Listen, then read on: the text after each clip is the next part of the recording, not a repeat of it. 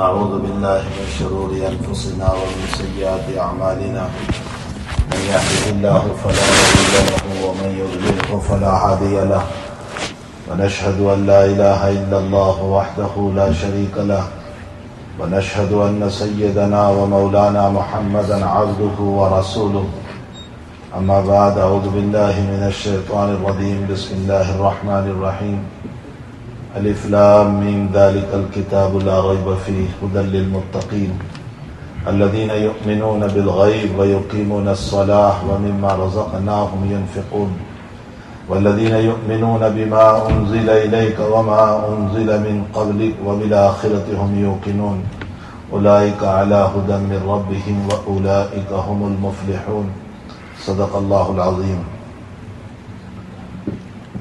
بزرگان محترم، معزز بھائی اور دوستو عزیزوں،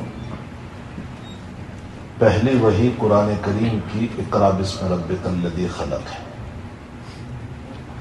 اور آخری وحی قرآن کریم کی الیوم اکملت لکم دینکم واتممت علیکم نعمتی ورضیت لکم الاسلام دینا ہے۔ پہلی وحی ذات اقدس صلی اللہ تعالی علیہ وسلم پر نازل ہوئی جب آپ غار حرا میں تھے، اور آخری وحی آپ والا صلی اللہ علیہ وسلم پر نازل ہوئی جب آپ عرفہ کے میدان میں تھے، حجۃ الوداع میں تھے، عرفہ کے میدان میں تھے۔ عصر کا وقت قریباً تھا، ظہر عصر کے بیچ کا وقت تھا، اور آپ پر یہ آخری آیت نازل ہوئی۔ ان دونوں کے بیچ میں پورا قرآن شریف ہے، اقرا بسم ربک الذی اور الیوم اکملت لکم دینکم، اس کے بیچ میں پورا قرآن شریف ہے۔ یہ پورا قرآن شریف 23 ایئرس 23 سال میں نازل ہوا۔ یہ 23 سال میں ذات اقدس صلی اللہ علیہ وسلم پر قرآن کریم لے کر کے جبریل امین جو تشریف لائے، روایتوں کے مطابق 24,000 مرتبہ ہے، یعنی 24,000 وحی آپ پر نازل ہوئی۔ میں ویسے قصے کہانیاں تو آپ سنتے ہی رہتے ہیں، مجھے قصے کہانیاں نہیں سنانا ہے، مجھے عظمت قرآن پر کچھ بات کرنا ہے تاکہ ہمارے دلوں میں ان بچوں کی بھی عظمت پیدا ہو اور ہمارے عظیم المرتبت کتاب کی بھی عظمت پیدا ہو۔ ہمارے مولانا زکریا صاحب سلمہ اللہ تعالیٰ نے شروع میں آپ سے کہا کہ آپ کا بزی کیجول تھا سیٹرڈے کو فیملی کے اندر، اور اس میں سے آپ نے یہاں وقت دیا، تو شکریہ۔ کوئی شکریہ نہیں، نہ میرا نہ آپ کا، اللہ کا شکریہ ہے کہ اس نے اپنے قرآن کی نسبت پر ہمیں توفیق عطا فرمائی۔ کیا ہم آپ کا شکر ادا کریں اور کیا آپ میرا شکر ادا کریں؟ کوئی شکریہ کی ضرورت نہیں ہے۔ تھینکس وہاں ہوا کرتا ہے جہاں دنیا کے خاطر مسائل ہوتے ہیں، جہاں میری آپ کی ضرورت ہے، آخرت ہے، قبر ہے، ایک لانگ ٹائم زندگی ہے مرنے کے بعد کی۔ اس لانگ ٹائم زندگی میں کام آنے والی اگر کوئی چیز ہے تو وہ یہی دین ہے، یہی قرآن ہے، یہی حدیث ہے۔ تو جو ہمیں لانگ ٹائم کام آنے والی چیز ہو اور اس کے لیے ہم جمع ہو اور اس میں آپ کا تھینکس ادا کروں، آپ میرا ادا کریں، یہ کوئی چیز نہیں ہے۔ جب کچھ لوگ جو ایمان کے کچے تھے اور وہ احسان جتاتے تھے نبی اکرم صلی اللہ علیہ وسلم پر کہ اے محمد صلی اللہ علیہ وسلم ہم ایمان لائے تو ہماری وجہ سے آپ کو طاقت ملی، آپ کو قوت ملی، آپ کو مدد ملی، تو اللہ نے آیت نازل فرمائی، قل لا تمنوا علی اسلامکم، قل لا تمنوا علی اسلامکم بل اللہ یمن علیکم ان ہداکم للایمان ان کنتم صادقین۔ پیغمبر صلی اللہ علیہ وسلم آپ ان سے کہہ دیجئے تم ایمان پر اپنا احسان نہ جتاؤ، کہ ہم ایمان لائے، ہماری وجہ سے آپ کو طاقت ملی، قوت ملی۔ تم ایمان پر احسان نہ جتاؤ، اللہ کا احسان مانو کہ اس نے تمہیں توفیق عطا فرمائی۔ وہ اگر مجھے اور آپ کو توفیق نہ دیں تو میں اس مسجد میں نہیں آ سکتا، میں نماز نہیں پڑھ سکتا، اسی کی توفیق پر ہے۔ مسلم شریف کی روایت میں ہے، نبی اکرم صلی اللہ علیہ وسلم فرماتے ہیں کہ قال اللہ تعالی، حدیث قدسی ہے، اللہ جل شانہ فرماتے ہیں کہ بندہ جب نماز پڑھنے کے بعد اللہ سے کہتا ہے کہ اللہ تو نے مجھے توفیق دی تو میں تیرے گھر میں آیا، میں نے سجدہ کیا، جب یہ اللہ کا شکر ادا کرتا ہے تو رب کریم اس کا شکر ادا کرتا ہے۔ حدیث میں ہے اللہ یوں کہتا ہے، یا عبدی، میرے بندے، وضو تو نے کیا، تکلیف تو نے اٹھائی، گاڑی میں بیٹھ کر تو چلا اور میری مسجد تک آیا، میرے بندے تیری اس عبادت پر اغفر لک ذنوبک، میں تیرے گناہوں کو معاف کر دیتا ہوں۔ اور جب بندہ یوں کہتا ہے کہ اللہ میں نے نماز پڑھی، انا اصلی، میں نے نماز پڑھی، یعنی گویا ایک احسان، تو اللہ کہتا ہے توفیق تو میری تھی، میں نے تجھے اٹھایا نماز کے لیے، اگر میں نہ اٹھاتا تو تو مسجد سے گزر جاتا، پھر بھی نماز نہیں پڑھ سکتا تھا۔ اللہ کہتا ہے تیری نماز تیرے سر پر ڈال دیتا ہوں، لا حاجت لی، مجھے تیری نماز کی کوئی ضرورت نہیں۔ تو جب ان لوگوں نے یوں کہا، ایمان کے کچے تھے جو نبی اکرم صلی اللہ علیہ وسلم کو کہنے لگے کہ ہماری وجہ سے آپ کو طاقت ملی، قوت ملی، فرمایا نہ، بل اللہ یمن علیکم ان ہداکم، اللہ کا احسان ہے کہ تمہیں توفیق عطا فرمائے، اگر تم سچے ہو تو اس کا احسان مانو، ان کنتم صادقین۔ اسی لیے ایک بزرگ گزرے ہیں، غالباً آپ نے نام سنا ہو، شیخ سعدی رحمت اللہ علیہ، اب تو لوگ پرسین ہی بھول گئے ہیں، ایسا نہ ہو کہ کہیں اردو بھی بالکل نکل جائے۔ میں نے جگہ جگہ یہاں مختلف مساجد میں، مختلف پروگراموں میں، اور کبھی بخاری شریف کا ختم، کبھی اور کتابوں کا ختم، کبھی حفظ قرآن کا ختم، مختلف جگہوں پر میرا جانا ہوا، میں نے ہر جگہ ایک بات کہی، میں آپ سے بھی کہہ دوں، آپ اپنے بچوں کو ساری دنیا کے علوم پڑھائیں، لیکن اپنی مادری زبان کو گھر میں باقی رکھیں۔ حضرت مولانا الیاس، حضرت مولانا ابو الحسن علی الندوی رحمت اللہ علیہ، جو موجودہ زمانے کے بہت بڑے اسکالر ہیں، ان کی تاریخ اگر آپ پڑھو گے تو آپ کو پتہ چلے گا کہ وہ کتنا بڑا اسکالر ہے۔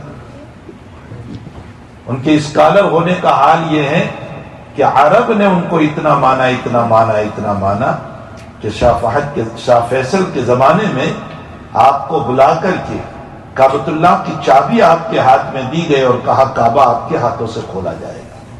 یہ اتنا بڑا اسکالر، انہوں نے بہت ساری کتابیں لکھی ہے، خصوصاً ان کی کتاب تاریخ دعوت و عزیمت، جو واقعتاً بڑی زبردست کتاب ہے۔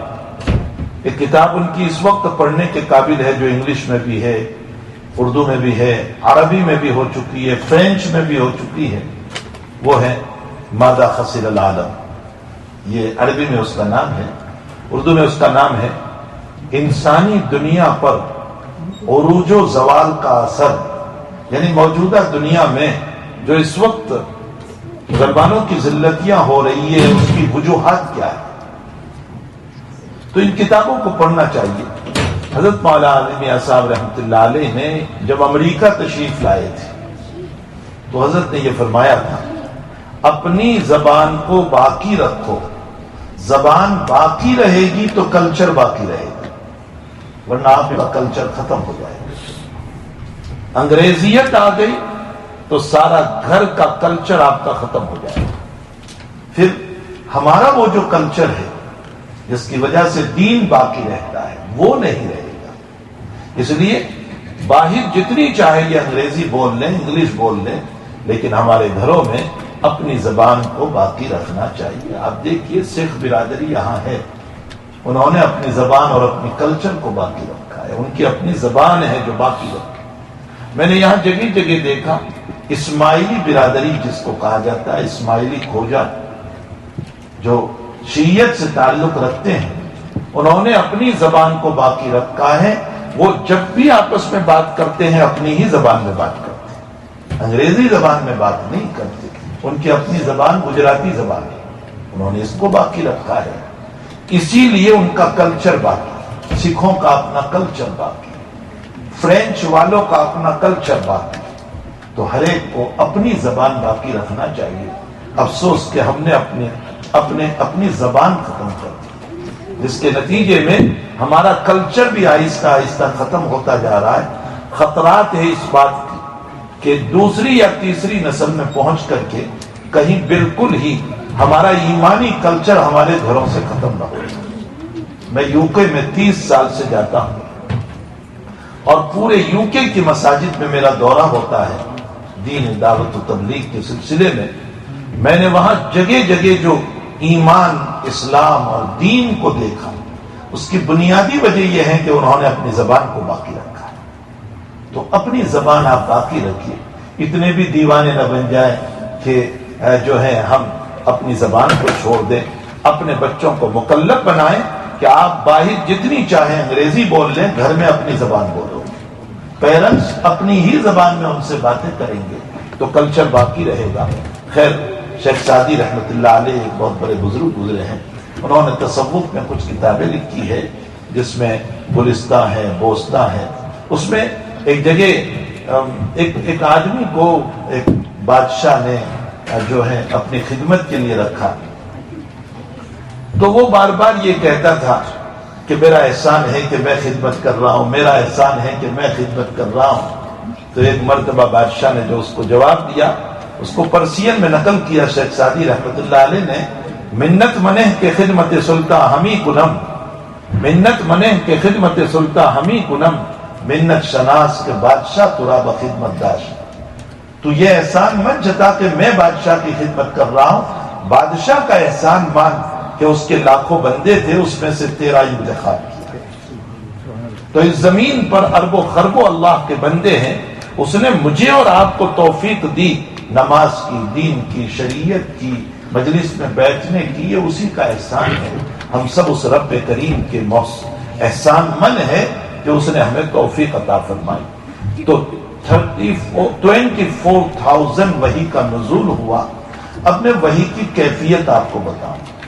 اس قرآن کو جو ہم نے معمولی سمجھ رکھا ہے، پہلی وحی کا جب نزول ہوا ہے حضرت غار حرا میں تھے۔ غار حرا میں 6 مہینے سے حضرت تشریف لے جاتے تھے۔ مفصل روایت کا میں خلاصہ پیش کروں، آپ 6 مہینے سے غار حرا میں تشریف لے جاتے تھے۔ جو آپ میں سے عمرہ یا حج کے لیے گئے ہو، اگر غار حرا پر گئے ہو، کون جاتا ہے؟ کہتے ہیں اتنا اونچے کون چڑھ جائے گا، چونکہ ہمیں جو ہے مارکیٹ میں گھومنے سے ہی وقت نہیں ہوتا ہے، یا بہت زیادہ جو تفریحات کا وقت ہمیں، جو اللہ والے ہیں وہ تو خیر حرمین میں خوب عبادت کرتے ہیں، لیکن کتنوں کا وقت جو ہے وہ مارکیٹوں میں گزرتا ہے، تو کون غار حرا کو دیکھنے جائے گا؟ 370 اسٹیٹس ہے، سیریا ہے۔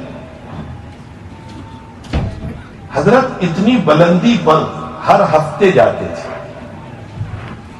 اور اپنا کھانا لے کر جاتے تھے، ہفتے بھر کا کھانا لے کر جاتے تھے وہاں۔ اس سے ایک مسئلہ یہ معلوم ہوا کہ دنیا کی زندگی میں اسباب اختیار کرنا نبی سے ثابت ہے۔ اب کھانا لے کر جاتے تھے، معلوم ہوتا ہے کہ اسباب اختیار کرنا چاہیے۔ دنیا تدبیر کی جگہ ہے، لیکن تدبیر کرنے کے بعد اعتماد تقدیر پر ہو، یہ مسئلہ یاد رکھیں۔ ساری تدبیریں آپ اختیار کر لیں، حالات ہیں، مصائب ہے، پریشانیاں ہیں، آپ تدبیر اختیار کریں، اس لیے کہ گھر میں بیٹھ کر کھنچا نہیں اترے گا کہ اللہ تعالیٰ کھلا دے، اس کے لیے آپ کو جاب کرنا ہوگا، بزنس کرنا ہوگا۔ تو تدبیر اختیار کریں، لیکن تدبیر کے بعد اعتماد اللہ پر ہونا چاہیے، تقدیر پر اعتماد ہونا چاہیے۔ اور یاد رکھو، تقدیر تدبیر کو فعل کر دے گی، تدبیر تقدیر کو فعل نہیں کرے گی۔ میں ساری تدبیریں اختیار کروں، اللہ کو منظور نہ ہو، نہیں ہو سکتا۔ ایک مسئلہ میرے ذہن میں آیا دعا سے متعلق۔ نبی اکرم صلی اللہ علیہ وسلم مکی زندگی میں مطاف کعبہ میں نماز پڑھ رہے تھے، کعبۃ اللہ کے صحن میں نماز پڑھ رہے تھے۔ یاد رکھو مسجد حرام وہ نہیں ہے جو چاروں طرف بنائی گئی ہے، مسجد حرام وہ ہے جس کو کعبۃ اللہ کہتے ہیں، یہی مسجد حرام۔ اس لیے کہ حضرت نبی اکرم صلی اللہ علیہ وسلم جب معراج کے لیے چلے ہیں تو قرآن کہتا ہے سبحان الذی اسری بعبدہ لیلا من المسجد الحرام الی المسجد الاقصی۔ حضرت جب معراج کے لیے چلے تو یہ کوئی باؤنڈری والی مسجد نہیں تھی، صرف کعبۃ اللہ تھی، اسی کو مسجد حرام کہا گیا ہے۔ تو مسجد حرام یہ ہے۔ میں یہ کہہ رہا تھا کہ حضرت مطاف کعبہ میں نماز پڑھ رہے تھے، مکی زندگی تھی، دشمنان اسلام وہیں بیٹھے ہوئے تھے، ابو جہل، عتبہ، شیبہ، ولید وغیرہ۔ اور ابو جہل نے یہ کہا کہ فلاں آدمی کے وہاں اونٹ ذبح ہوا ہے، کیمل، تو کوئی ہے جو اس کی ہوجری جو پیٹ کے اندر ہوا کرتی ہے اس کو اٹھا کر کے لے آئے، اور محمد جب سجدے میں جائیں تو آپ پر ڈال دیں۔ اشکل قوم، بدبخت عقبہ بن ابی معیط یہ گیا اور اپنے خادموں سے اٹھا کر کے لایا اس کو، اور حضرت جب سجدے میں گئے تو آپ پر ڈال دیا پیچھے سے۔ وزن اتنا تھا کہ حضرت اٹھ نہیں پائے۔ راوی حدیث عبداللہ ابن مسعود رضی اللہ تعالیٰ عنہ فرماتے ہیں میں وہی تھا۔ آج کا ہمارا دین تو بہت آسان ہے، بہت آسان ہے، پنکھے چل رہے ہیں، گاڑیوں میں نماز پڑھنے آ رہے ہیں، سردی میں ہیٹنگ ہوتا ہے، گرمیوں میں اے سی چل رہا ہے، بہترین کپڑے ہیں۔ ذرا صحابہ کی زندگی پڑھو تو معلوم ہوگا کہ دین وہ تھا۔ لیکن فی زمانے نا اتنی سہولتوں کے ساتھ بھی اگر ہم اللہ کے فرائض کو ادا کر لیتے ہیں تو اس زمانے کے آپ ولی بن جاؤ گے۔ انہی سہولتوں کے ساتھ آپ ادا کر لیں، کوئی حرج نہیں۔ بہرحال حضرت گردن اٹھا نہیں پائے۔ عبداللہ ابن مسعود کہتے ہیں کہ میرا جی چاہتا تھا کہ میں اٹھاؤں، لیکن مجھے ڈر تھا کہ یہ مجھے مان نہ دے۔ بیٹی فاطمہ کو پتا چلا، بہرحال نبی کی بیٹی آئی اور آنے کے بعد ہٹایا اور ان لوگوں کو خوب برا بھلا کہا اور فرمایا تمہیں حیا نہیں کہ تم میرے باپ کے ساتھ یہ مسئلہ کر رہے ہو۔ مجھے کچھ اس میں ایک مسئلہ بتانا، اس لیے میں نے یہ واقعہ سنایا۔ حضرت نے اس وقت ہاتھ اٹھائے، اللہم علیک بقریش، بخاری شریف کی روایت ہے، اللہ ان سارے قریشیوں کو پکڑ لے تو۔ اللہم علیک بابی جہل، نام لیا، ابو جہل کو پکڑ لے، عتبہ کو پکڑ لے، شیبہ کو پکڑ لے، ولید کو پکڑ لے، عقبہ بن ابی معیط کو پکڑ لے۔ معلوم ہوتا ہے کہ صاحب شریعت صلی اللہ علیہ وسلم نے بد دعا بھی فرمائی۔ کہاں فرمائی بد دعا؟ جہاں دین تباہ ہو رہا تھا وہاں بد دعا فرمائی، اور جہاں اپنے ذاتی مسائل تھے وہاں معاف کر دیا، اپنے مسائل کو معاف کر دیا، اپنے انتقام نہیں لیا۔ لیکن آپ کی بعثت اللہ کے دین کے لیے ہوئی تھی، اگر کوئی دین پامال کرے گا تو پھر آپ سے بد دعا بھی سامنے ہے۔ بہرحال حضرت نے بد دعا فرمائی، یہ مکی زندگی کی بد دعا ہے۔ عبداللہ ابن مسعود رضی اللہ تعالیٰ عنہ فرماتے ہیں کہ ہجرت ہو گئی، مدینۃ المنورہ حضرت تشریف لے آئے، سن ہجری 2 میں بدر ہوا، اور جتنے لوگوں کا نام لیا گیا تھا دعا میں وہ سب بدر میں مارے گئے۔ گویا حضرت کی بد دعا کا اثر، اس دعا کا اثر کئی سالوں کے بعد ظاہر ہوا، یہ مجھے بتانا ہے۔ مکی زندگی میں دعا فرمائی اور قریباً 5، 7، 8 سال گزر چکے، اس کے بعد دعا کا اثر ظاہر ہوا۔ معلوم یہ ہوتا ہے کہ جب نبی کی دعا کا اثر کئی سالوں کے بعد ظاہر ہوتا ہے تو پھر ہمارا بھی ایمان ہونا چاہیے۔ یہ ایمان نہیں ہونا چاہیے کہ ہم ظہر میں، فجر میں دعا کریں اور ظہر تک میں کام بن جائے۔ ہماری عجیب سوچ ہے، فجر میں دعا کر رہے ہیں، سوچ رہے ہیں ظہر تک میں ہو جانا چاہیے، اور پھر ظہر میں دوسری دعا شروع کریں، عصر تک ہو جائے۔ اور وراثت میں تیسری دعا ہو جو عشاء تک میں ہو جانا چاہیے. اللہ کے وہاں یہ نظام نہیں ہے. اللہ کے وہاں ایک نظام ہے کائنات کو چلانے کا. وہ قرآن میں کہہ رہا ہے وَلَوْ يُعَجِّلُ اللَّهُ لِلنَّاسِ الشَّرَّ اسْتِعْجَالَهُم بِالْخَيْرِ لَقُضِيَ إِلَيْهِمْ أَجَلُهُمْ. میں تمہاری خیر کی دعاؤں کو جتنی قبول کرتا ہوں، اگر تمہاری بد دعاؤں کو بھی اتنی جلدی قبول کر لوں تب تو یہ دنیا کب سے ختم ہو جائے گی. اس کا مطلب تم ہی رہنا چاہتے ہو باقی سب ختم ہو جائے. ایسا نہیں ہو سکتا ہے. کائنات کو اللہ چلا رہا ہے، اس کی مصلحتیں ہیں، اس کی حکمتیں ہیں، اس کا ایک نظام ہے دنیا چلانے کا. بہرحال بندہ جو دعا کرتا ہے وہ ضرور قبول ہوتی ہے. اگر وہی چیز لائق ہے تو وقت پر دیتا ہے، اس کا ایک وقت ہوتا ہے. اگر اس چیز کے لائق نہیں ہے تو اللہ اس کی جگہ اور چیز دیتا ہے. یہ نہیں کہ دعا بیکار دے، اور چیز دیتا ہے. اگر اور چیز کے بھی لائق نہیں تو کم سے کم اللہ مصائب سے بچا لیتا ہے، مصیبت سے حفاظت کر لیتا ہے. بہت سی مرتبہ آپ کہتے ہیں میرا ایکسیڈنٹ ہوا، گاڑی کو دیکھو تو معلوم ہوتا ہے، ایسا لگتا ہے کہ کوئی بچے گا ہی نہیں، مجھے تو خراش تک نہیں آئی. کس ذات نے بچایا؟ اللہ ہی نے بچایا. یہ وہ ملائکہ ہوتے ہیں جو ہماری حفاظت کر لیتے ہیں. اور فرمایا اگر دنیا میں کوئی دعا پوری نہیں ہوئی تو رسول اللہ صلی اللہ علیہ وسلم فرماتے ہیں کہ اللہ ساری دعا کا اسٹاک کر کے قیامت میں جنت میں اعلیٰ مقام عطا فرمائے. اس وقت بندہ یہ سوچے گا کہ دنیا میں کوئی دعا پوری نہ ہوئی ہوتی تو اچھا ہوتا، تاکہ یہاں اور اعلیٰ مقام مل جاتا. یہ وہاں تمنا کرے گا. بہرحال میں کچھ اور بات کہنا چاہ رہا تھا کہ پہلی وحی اقرا بسم جب نازل ہوئی، حضرت 6 من سے غار حرا میں تشریف لے جاتے تھے، کھانا لے کر جاتے تھے، اور کبھی کھانا ختم ہو جاتا تو خدیجۃ الکبریٰ رضی اللہ تعالیٰ عنہ کھانا لے کر جاتی.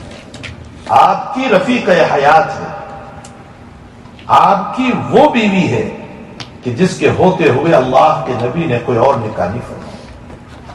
میں ابھی چند دنوں پہلے بخاری شریف کی ایک شرح دیکھ رہا تھا، غائب دیکھ رہا تھا. میں نے عجیب اس میں نقطہ پڑھا. فرمایا مکی زندگی میں حالات نبی پر بہت آنے والے تھے، اور ان حالات میں ایسی عورت کی ضرورت تھی جو عمر کے اعتبار سے بری ہو، اس لیے کہ جب عمر کے اعتبار سے بری ہوگی تو وہ تجربہ کار ہوگی، اور تجربہ کار عورت اپنے شوہر کو تسلی دے سکتی. یہ حکمت خدابندی تھی. اس لیے آپ سے 15 سال بری، 15 ایئرس بری خدیجۃ الکبریٰ سے اللہ نے www.attableek.com. اسی لیے پہلی وحی جب نازل ہوئی اور حضرت گھبرا کر کے تشریف لائے ہیں اور فرمایا زملونی زملونی، مجھے کمبل اڑا دو، مجھے کمبل اڑا دو. جب کمبل اڑا دی اور جب گھبراہٹ دور ہوئی تو آپ نے حضرت خدیجہ سے فرمایا خدیجہ انی خشیت علی نفسی، مجھے میری ذات پر بہت ڈر لگ رہا ہے، اگر اسی طرح مجھے دبایا گیا تو میں تو مر جاؤں گا، میرا کیا ہوگا. جبریل امین نے پہلی وحی کے موقع پر جب آپ تشریف لائے ہیں تو آپ سے فرمایا اقرا، پڑھو. آپ نے فرمایا ما انا بقاری، میں تو امی ہوں، میں کہیں پڑھا ہوا نہیں، میرا کوئی ٹیچر نہیں، میرا کوئی استاد نہیں، میں تو امی ہوں، کیا پڑھوں میں. جبریل نے آپ کو پکڑا اور اتنے زوروں سے دبایا حتی بلغ منی الجہد. روایت کے الفاظ ہیں، فرمایا کہ حضرت فرماتے ہیں میری جان نکلنے کے قریب ہو گئی. فرشتہ دبائے گا، آنکھیں تک یوں نکل آئی آپ کو چھوڑ دیا، اور پھر فرمایا اقرا، پڑھو. فرمایا ما انا بقاری، میں پڑھا ہوا نہیں. پھر اتنا ہی زور سے دبایا، پھر چھوڑا. پھر تیسری مرتبہ فرمایا اقرا، پڑھو. فرمایا ما انا بقاری، میں پڑھا ہوا نہیں ہوں. پھر زوروں سے دبایا اور اس کے بعد فرمایا اقرا باسم ربک الذی خلق، خلق الانسان من علق، اقرا وربک الاکرم الذی علم بالقلم، علم الانسان ما لم یعلم. یہ 5 آیتیں وحی کے طور پر ادا فرمائی. سوال یہ ہوتا ہے کہ یہ 5 آیتیں دینا ہی تھا تو پہلی مرتبہ میں کیوں نہیں دے دی، کیوں زوروں سے دبائے اور اتنے زوروں سے کہ جان نکل جائے گی. محدثین نے لکھا ہے کہ نبی کو اشارہ فرمایا اس بات کی طرف کہ تم پر بڑی سخت 3 مصیبتیں آنے والی ہیں۔ کیا مصیبت؟ پہلی مصیبت تمہارے قتل کی سازش ہوگی، دوسری مصیبت تم سے بائیکاٹ ہوگا، اور بائیکاٹ ایسا ہوگا کہ تمہیں کھلانے والا کوئی نہیں، اور تیسری مصیبت تمہیں اپنا اس پیارا وطن چھوڑنا پڑے گا، ہجرت کرنا ہوگا۔ ان 3 مصیبتوں کی طرف اشارہ فرمایا، اس لیے آپ کو زور سے دبا کر کے اب فرمایا اسی قرآن کی وجہ سے آپ کے ساتھ حالات ہونے والے ہیں۔ اقرا بسم ربک الذی، جب آپ لے کر کے آئے اور خدیجہ سے فرمایا کہ مجھے ڈر ہے کہ میں اس طرح بار بار دبانے سے میں مر نہ جاؤں۔ خدیجہ جو تسلی کے کلمات کہہ رہے ہیں، خدا پاک کی قسم قیامت کا سویرا ہو جائے گا، ایسے الفاظ سے کوئی بیوی اپنے شوہر کو تسلی نہیں دے سکتی۔ حالانکہ خدیجہ اسے پتا بھی نہیں ہے کہ ایمان کیا ہوتا ہے، اسے یہ بھی پتا نہیں ہے کہ یہ نبی بن گئے اور نبوت کیا چیز، لیکن آپ تسلی دے رہے ہیں کلا، اللہ آپ کو ضائع نہیں کرے گا، واللہ لا یخزیک اللہ ابدا، اللہ آپ کو ضائع نہیں کرے گا۔ کیوں؟ انک لتصل الرحم، آپ تو رشتہ داروں کے حقوق ادا کرنے والے ہیں، وتکسب الکل، اور آپ معذور غریبوں کی مدد کرنے والے ہیں، وتحمل المعدوم، آپ گرے ہوئوں کو اٹھانے والے ہیں، وتقری الضیف، آپ مہمانوں کی مہمان نوازی کرنے والے ہیں، وتعین علی نوائب الحق، آپ حق کے قاتل لڑنے والے ہیں۔ آپ کی یہ اخلاق حمیدہ نبوت سے پہلے کے ہیں، نبوت کے بعد کے نہیں ہے، نبی بننے سے پہلے کے آپ کی یہ اخلاق ہے۔ فرمایا جن کے یہ اخلاق ہوتے ہیں اللہ ان کو ضائع نہیں کرتا۔ اور پھر آپ کو حضرت خدیجہ کے چچازاد بھائی آپ کے کزن تھے جن کا نام تھا ورقہ ابن نوفل، وہ عیسائی تھے، اصلاً وہ پہلے شرک میں تھے، پھر عیسائیت کو قبول کیا، اور وہ ماہر انجیل و تورات تھے۔ خدیجہ ان کو لے گئی ورقہ کے پاس، نبی اکرم صلی اللہ علیہ وسلم نے جو کیفیت ہوئی تھی پوری بیان فرمائی، تو ورقہ کہنے لگے ھذا الناموس الذی قد جاء موسیٰ، یہ وہی فرشتہ ہے جو موسیٰ کے پاس آیا تھا، یعنی آپ نبی ہیں جیسے موسیٰ کو نبوت ملی تھی۔ اور اس کے بعد فرمایا کہ اگر میں، اور اس کے بعد فرمایا کہ تجھے نکالا جائے گا یہاں سے۔ بخاری شریف میں حضور فرماتے ہیں بطور تعجب کی اب مخرجیہم، مجھے نکال دیں گے یہاں سے، مجھے یہاں سے نکال دیں گے، میرا وطن چھوڑنا پڑے گا۔ فرمایا نعم، کوئی دنیا میں اس طرح کے اللہ کے پیغام کو لے کر آیا ہو، ہر ایک کو نکالا گیا ہے، ہر ایک کے ساتھ دشمنی کی گئی۔ اور پھر ورقہ نے فرمایا اگر میں زندہ رہا تو میں ضرور تمہاری مدد کروں گا۔ یہ سب آپ نے انجیل اور تورات کو دیکھ کر کہا تھا۔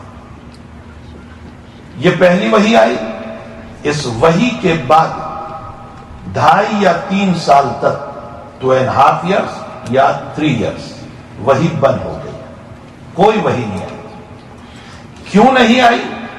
اس لیے کہ پہلی وحی اللہ دل پر جمانا چاہتا تھا، ایک، دوسرا یہ کہ نبی میں شوق پیدا کرنا چاہتا۔ حضرت کو اب اللہ کی وحی کا اتنا انتظار کہ جنگلوں میں جا کر کے یوں آسمان کی طرف نگاہ اٹھاتے تھے کہ کیا بات ہے وحی نہیں آ رہی ہے۔ غیب سے آواز آتی تھی یا محمد انک لرسول اللہ حقا، اے محمد آپ اللہ کے سچے رسول ہے، فکر نہ فرمائیں۔ آپ نے غار حرا کا انتخاب کیوں کیا تھا؟ خلوت کے لیے، تنہائیوں کے لیے۔ علماء نے لکھا ہے کہ غار حرا سے کعبۃ اللہ نظر آتا تھا، اور کعبۃ اللہ کو دیکھنا بھی ثواب ہے، تو حضرت نے غار حرا کا انتخاب چوائس اس لیے کی تاکہ خلوت بھی رہے اور کعبۃ اللہ نظر بھی آتا رہے۔ باقی اور تو کوئی عبادت تھی نہیں، ابھی تو شریعت ہی نہیں ملی تھی، نبوت ہی نہیں ملی تھی۔ بہرحال 2.5 یا 3 سال گزر گئے، اس کے بعد دوسری وحی آئی۔ وہ دوسری وحی کیسے آئی؟ آپ مکے کے بریہ میں، جنگل میں، کھیتوں کی طرف، فارم کی طرف نکلے ہوئے تھے، اور غیب سے آواز آئی، یا محمد۔ آپ نے یمین میں، یسار میں، چاروں طرف دیکھا، کوئی نظر نہیں آیا۔ پھر آپ نے یوں نظر اٹھائی تو جبریل کو اصلی شکل میں دیکھا، 600 پر پھیلائے ہوئے تھے اور کرسی پر بیٹھے تھے۔ حضرت ڈر گئے اور ڈر کر کے گھر پر آ گئے، اور پھر خدیجہ سے فرمایا، دسرونی، مجھے کمبل اڑا دو، مجھے لحاف اڑا دو، مجھے بلینکٹ اڑا دو۔ انسان جب اوڑھ لیتا ہے نا تو تھوڑا سا خوف دور ہو جاتا ہے۔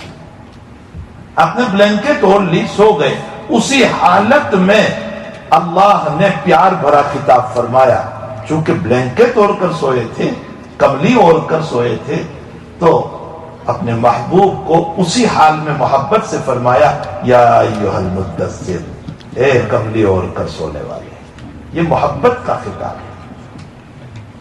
یہ تو عاشق اللہ والوں کو مزہ ہوتا ہے جب اللہ ان سے باتیں کرتا ہے۔ میں اور آپ، ہمیں کیا مزہ آئے گا اس میں؟ تو پیار بھرا خطاب فرمایا، اور دوسری وحی اتاری، یا ایھا المدثر، اے کملی اوڑھ کر سونے والے، قم، اٹھیے۔ اب آپ کو دعوت و تبلیغ کا حکم ملا۔ اقرا بسم میں کوئی تبلیغ کا حکم نہیں تھا۔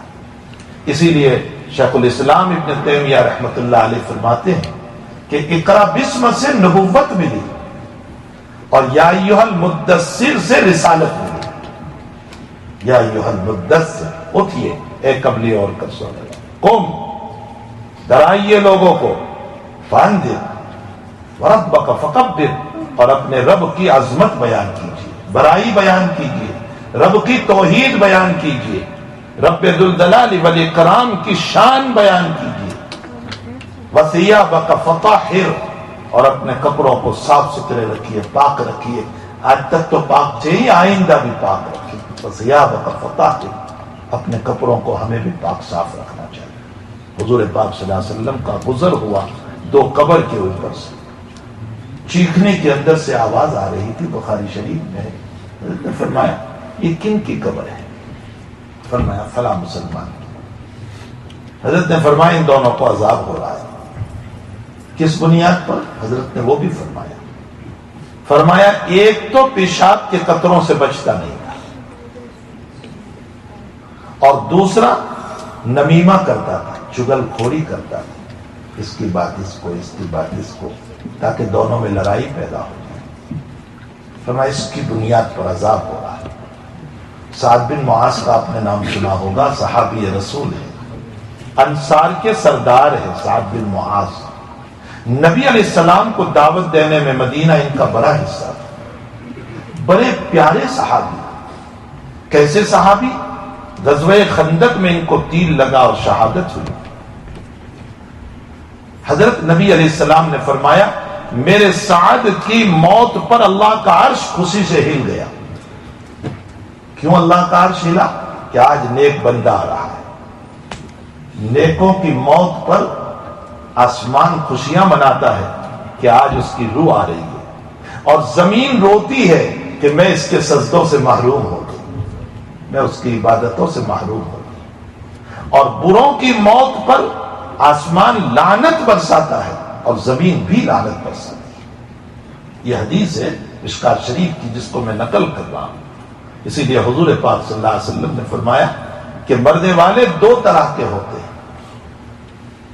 ایک تو وہ ہوتا ہے کہ جو دنیا سے جاتے ہی خوش ہوتا ہے، اور ایک وہ ہوتا ہے کہ جو دنیا سے گیا تو دنیا والے خوش ہوتے ہیں۔ فرمایا، دوسری قسم والے نہ بنو، پہلی قسم والے بنو۔ تو سعد بن معاذ کی موت پر اللہ کا عرش ہل گیا، اور پھر حضور نے فرمایا، میرے سعد کے جنازے میں 70,000 فرشتے آئے ہوئے۔ لیکن جب ان کو دفن کیا گیا تو حضرت زور زور سے اللہ اکبر، اللہ اکبر، اللہ اکبر، سبحان اللہ، تو صحابہ بھی پڑھنے لگے۔ تھوڑی دیر کے بعد صحابہ نے فرمایا، یا رسول اللہ، آپ نے یہ تسبیحات پڑھی؟ حضرت نے کیا فرمایا؟ میرے ساتھ کو تھوڑی دیر کے لیے قبر نے دبا دیا۔ اتنا بڑا صحابہ، فرمایا قبر میں لگا دیا. فرمایا وجہ کیا ہے؟ فرمایا کبھی پیشاب کے قطرے گر گئے تھے، احتیاط نہیں کیا. تو اپنی باڈی کو، بدن کو، قبروں کو صاف ستھرے رکھیں. وَثِيَابَكَ فَطَهِّرْ وَالرُّجْزَ فَاهْجُرْ. بتوں سے علیحدہ رہیے، ان معبودان باطلہ سے آج تک علیحدہ، آئندہ. وَلَا تَمْنُنْ تَسْتَكْثِرْ وَلِرَبِّكَ فَاصْبِرْ. بہرحال سورہ مدثر دوسری وحی اور آخری وحی الیوم اکملت لکم. حضرت پر جب وحی اترتی تھی تو عائشہ صدیقہ رضی اللہ تعالیٰ عنہ فرماتی ہے کہ آپ سخت ونٹر اور سردی کے زمانے میں پسینے سے تربتر ہو جاتے تھے. اتنا پسینہ نکلتا تھا، اتنا پسینہ نکلتا تھا کہ آپ پسینے سے تربتر ہو جاتے تھے. ایسا حال آپ کا ہوتا تھا. آپ روایتوں میں ہے کہ کیمل اور اونٹنی پر بیٹھے ہوتے تھے، وحی کا سلسلہ شروع ہوتا تھا، اونٹنی بیٹھ جاتی تھی. حضرت انس فرماتے ہیں کہ ایک مرتبہ وحی کا سلسلہ شروع ہوا، ہم بیٹھے ہوئے تھے آپ صلی اللہ علیہ وسلم کے ساتھ، تو حضرت یوں لیٹ گئے تو آپ کے پاؤں جو ہیں، انس کہتے ہیں میرے پاؤں پر آ گئے. وزن اتنا تھا حضرت کے پاؤں کا کہ مجھے لگتا تھا کہ میرا پاؤں پھٹ جائے گا. یہ قرآن کا بوجھ ہے جس کو کہا گیا اِنَّا سَنُلْقِي عَلَيْكَ قَوْلًا ثَقِيلًا. ہم آپ پر بہت بھاری کلام اتار ہیں. ایسا کلام مقدس 24,000 مرتبہ حضرت پر اترا ہے، تو 24,000 مرتبہ آپ کی یہ کیفیت ہوئی. اللہ کتنا برداشت کیا. ایسا مقدس قرآن ان عزیزوں کے سینے میں اللہ نے دیا. ان کو پسینہ نہیں آیا. ان سے پوچھیں کبھی پسینہ نکلا ان کو؟ ان کو کیا ان کے استاذ کو بھی نہیں آیا؟ ان سے پوچھئے کبھی بوجھ پڑا؟ کچھ نہیں. کیوں نہیں؟ حضرت شاہ ولی اللہ صاحب محدث دہلوی رحمت اللہ علیہ فرماتے ہیں کہ سارا بوجھ نبی کے قلب نے برداشت کر لیا اور امت کے لیے آسان کر دیا. اسی کو قرآن میں کہا گیا وَلَقَدْ يَسَّرْنَا الْقُرْآنَ لِلذِّكْرِ فَهَلْ مِن مُدَّكِرٍ. ہم نے قرآن کو تمہارے لیے آسان کر دیا، ہے کوئی نصیحت کا حاصل کرنے والا؟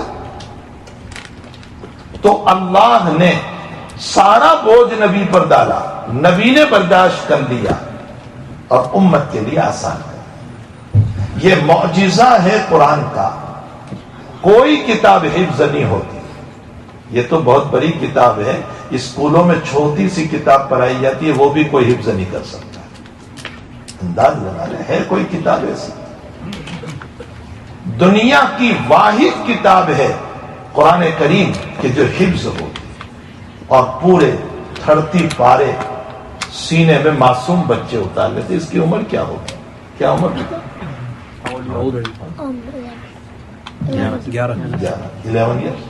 دیکھیے اس مختصر سے عمر میں جو اس کے کھیلنے کے دن ہے، اس عمر کے اندر اس نے پورے قرآن کو اپنے، اور کتنے بہترین انداز میں. جی خوش ہو گیا ان بچوں سے. اس سے استاذ کی محنت ثابت ہو رہی ہے کہ استاذ نے کتنی محنت کی ہوگی. یہ آسان نہیں ہے ان کے سینوں میں قرآن کو اتار دینا.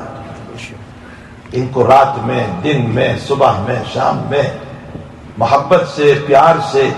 کوئی آسان کام نہیں ہے. پیرنٹس نے تو حوالے کر دیا کہ مولانا آپ پڑھا دیجیے.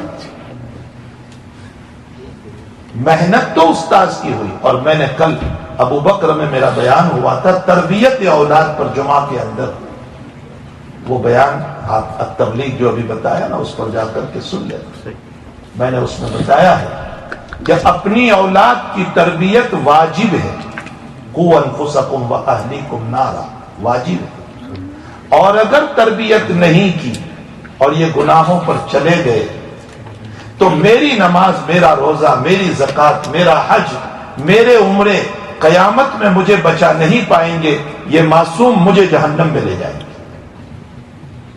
تربیت ان کی واجب ہے. قوا انفسکم واہلیکم نارا، اپنی اولاد کو اور اپنی بیوی کو، اپنے اہل و عیال کو جہنم کی آگ سے بچاؤ. اس لیے بیبی سٹنگ میں بچوں کو حوالے کر دینا.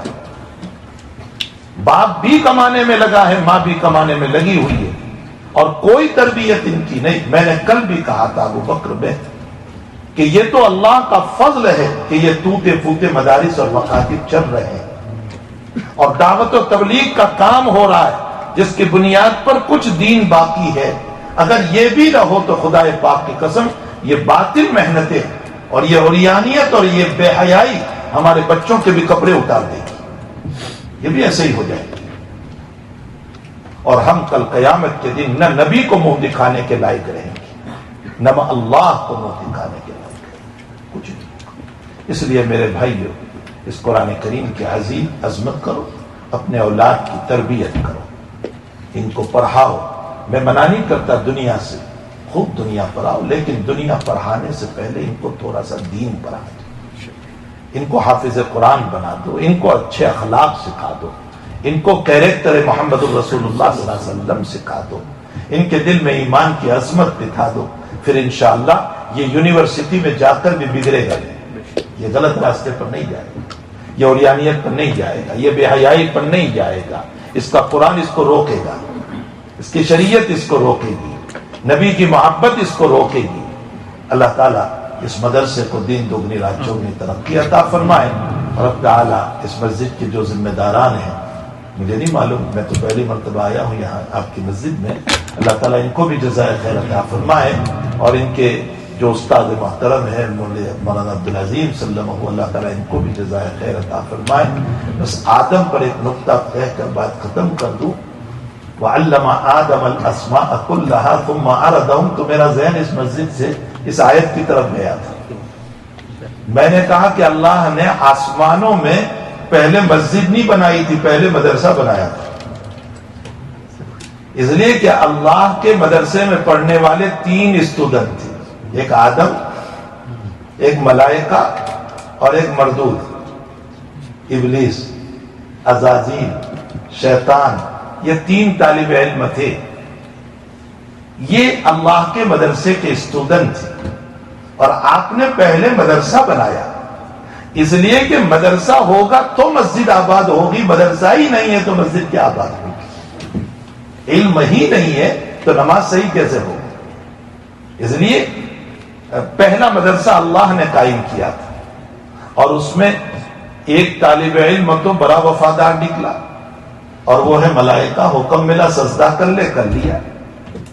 دوسرا طالب علم بھی بڑا وفادار، آدم علیہ السلام، اور تیسرے طالب علم نے استاذ کی بات نہیں سنی، اللہ کی بات کو نہیں سنا، اللہ نے اس کو نکال دیا۔